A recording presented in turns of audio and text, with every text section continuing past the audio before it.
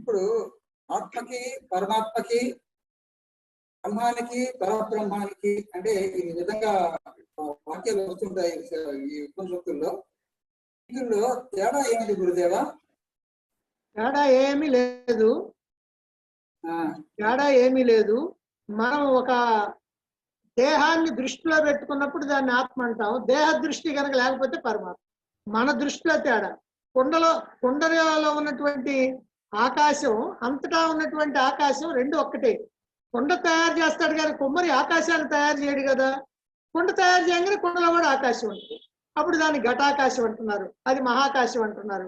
కానీ కుండ పగిలిపోతే అంతా ఒక్కటే, మహాకాశమే. కాబట్టి ఈ కుండ లాంటి దేహం ఉన్నంత కాలమే దీన్ని ఆత్మ అని అనుకుంటా.